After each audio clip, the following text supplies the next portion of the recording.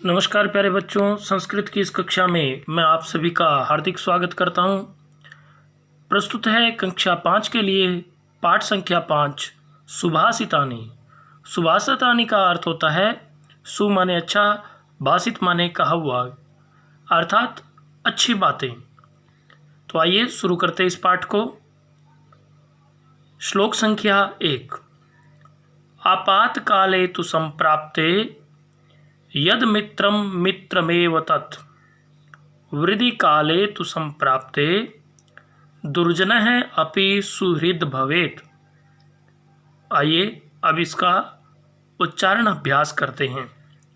आपातकाले तु संप्राप्ते यद मित्रम मित्रमेव तत् वृद्धि काले तु संप्राप्ते वृद्धि काले तु संप्राप्ते दुर्जनः अपि सुहृद भवेत्। एक बार पुनः अभ्यास करते हैं। आपातकाले तु संप्राप्ते यद मित्रम मित्रमेव तत् वृद्धि काले तु संप्राप्ते दुर्जनः अपि सुहृद भवेत्। अब आप लोग इसका पीछे पीछे अभ्यास करेंगे। मेरे पीछे जब मैं पहले बोलूँगा एक लाइन, उसके बाद आप लोगों को इसका उच्चारण करना है। आपातकाले तु संप्राप्ते यद मित्रम मित्रमेव तत् वृद्धि काले तु संप्राप्ते दुर्जनः अपि सुहृद भवेत्। इस प्रकार हमने इसका उच्चारण करके अभ्यास किया। आइए अब इस श्लोक के अर्थ को जानते हैं। आपातकाले अर्थात विपत्ति के समय, तो का अर्थ तो, संप्राप्ते प्राप्त होने पर, यद मित्रम मित्रमेव तत्। आपातकाले तु संप्राप्ते अर्थात विपत्ति का समय आने पर, यद मित्रम मित्रमेव तत् जो हमारी सहायता करता है, जो विपत्ति के समय भी अपने मैत्री धर्म को निभाता है, वही मित्र कहलाता है। अर्थात संकट के समय जो व्यक्ति आपका साथ नहीं छोड़े, विपदा में आपको छोड़ करके नहीं जाए, वही मित्र कहलाता है। वृद्धि काले तु संप्राप्ते, और जिस समय आपका अच्छा समय चल रहा हो, आप उन्नति कर रहे हो, उस समय दुर्जनः अपि सुहृद भवेत्, उस समय तो दुष्ट व्यक्ति का व्यवहार भी मित्र के समान हो जाता है। अर्थात बुरे से बुरा व्यक्ति भी आपका क्या बन जाता है? मित्र बन जाता है, दोस्त बन जाता है। लेकिन असल में दोस्त और मित्र वही है जो आपके संकट के समय काम आए, आपके संकट के समय, विपदा के समय सहायता प्रदान करे, वही सच्चा मित्र है। अवसरवादी नहीं होना ही मित्रता की पहचान है। श्लोक संख्या 2। यथा चित्तम तथा वाचः, यथा वाचः तथा क्रिया, चित्ते वाची क्रियायां च साधूनाम एक रूपता। आइए पुनः अभ्यास करते हैं। यथा चित्तम तथा वाचः, यथा वाचः तथा क्रिया, चित्ते वाची क्रियायां च साधूनाम एक रूपता। अब आप लोग पीछे इसका उच्चारण कर करके अभ्यास करेंगे। यथा चित्तम तथा वाचः, यथा वाचः तथा क्रिया, चित्ते वाची क्रियायां च साधूनाम एक रूपता। आइए अब हम इस श्लोक के हिंदी अनुवाद को समझते हैं। यथा चित्तम तथा वाचः, चित्त का अर्थ होता है मन या मस्तिष्क। जैसा हमारे मन और मस्तिष्क में विचार हो, वैसा ही हमारी वाणी में होना चाहिए। वाचः, और यथा वाचः तथा क्रिया, और जिस प्रकार का हमने अपनी वाणी से निर्देश किया है, हमने अपनी वाणी से कुछ कहा है, हमने बोल करके जो कहा है वैसी ही हमारी क्रिया होनी चाहिए।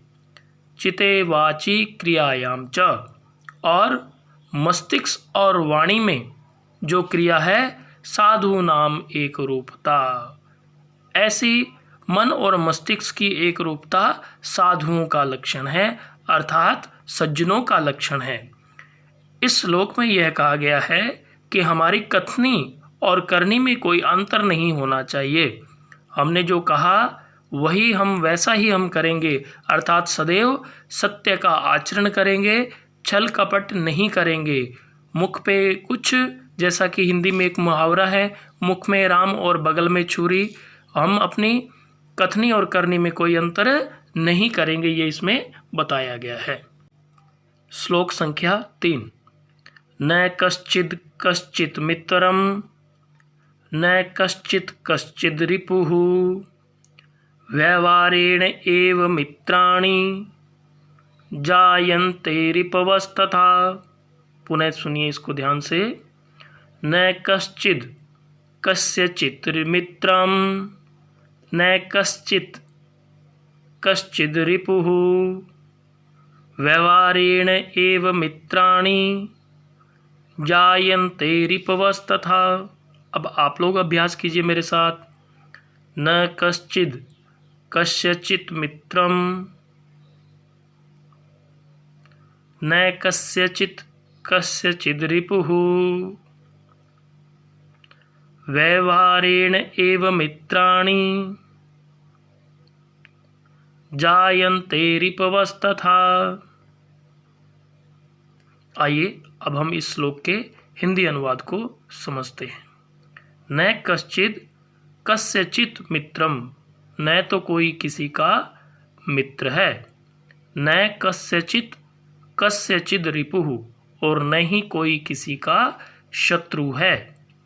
व्यवहारेण एव मित्राणि, व्यवहार से ही मित्र, जायन्ते रिपवस्तथा, मित्र और शत्रु पैदा होते हैं। अर्थात न तो कोई किसी का मित्र है और न ही कोई किसी का शत्रु है।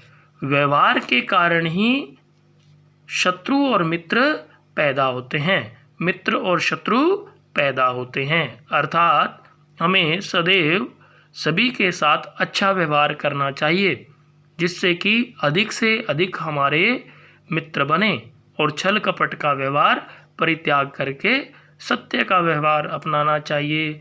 अपने कार्य के प्रति सच्ची लगन रखनी चाहिए। यही इस श्लोक में कहा गया है। यही कारण है कि लोग हमारे मित्र और शत्रु बन जाते हैं। व्यवहार ही एकमात्र उसके पीछे का कारण है, इसलिए अपने व्यवहार को हमेशा अच्छा रखना चाहिए। श्लोक संख्या 4। दुर्जनेन समम सख्यम द्वेषम चापि न कारयेत् उष्णः दहति चांगारः शीतः कृष्णायते करम। पुनः दोहराइए।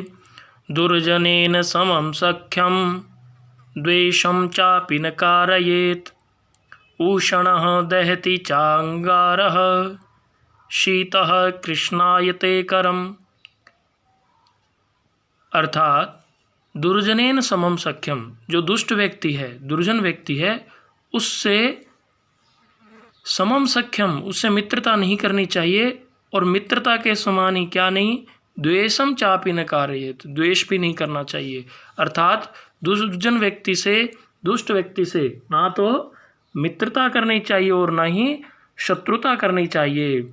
उष्ण दहति चा अंगार, जिस प्रकार एक जलता हुआ अंगारा जो है वो क्या कर देता है, हाथ को जला देता है, और ठंडा होने पर शीतः कृष्णायते करम, और ठंडा होने पर हाथ को काला कर देता है। क्योंकि जब अंगारा जो है जल रहा होता है उस समय वो हाथ को जलाने की क्षमता रखता है, और जब वो शीतल हो जाता है, ठंडा हो जाता है, बुझ जाता है, तो उस समय उससे हाथ जो है वो काले हो सकते हैं।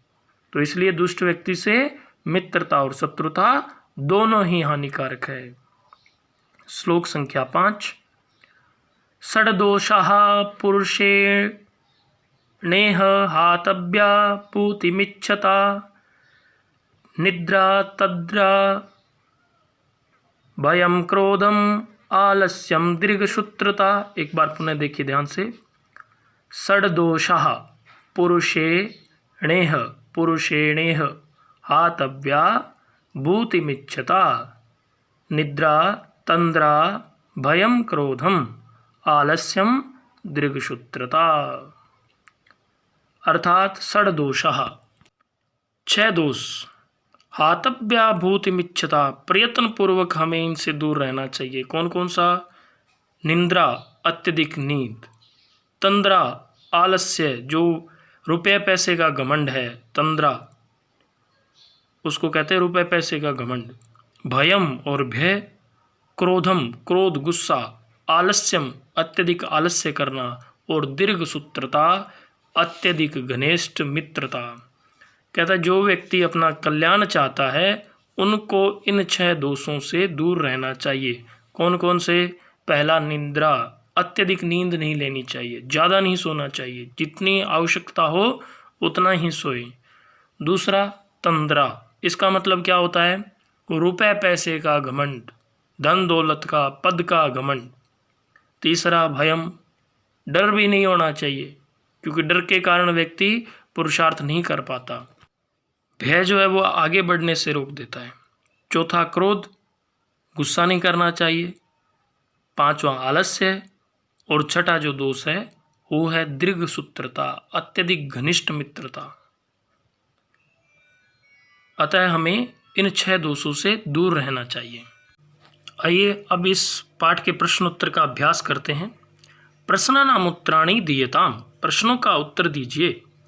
कस्मिन् काले दुर्जनः अपि सुहृद भवति, किस समय दुष्ट व्यक्ति भी मित्र बन जाता है।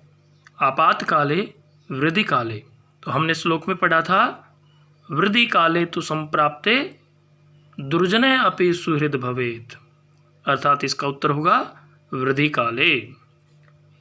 ख कई सह प्रीतिम न कारयेत, किसके साथ मित्रता नहीं करनी चाहिए। उत्तर होगा दुर्जनैः, उत्तर होगा दुर्जनैः। मित्राणि रिपुः च कथं जायन्ते।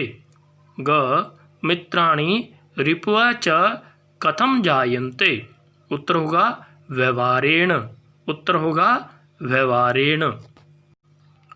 प्रश्न घ शीतलः अपि कैकरं कृष्णायते, ठंडा होने पर भी कौन हाथों को काला कर देता है।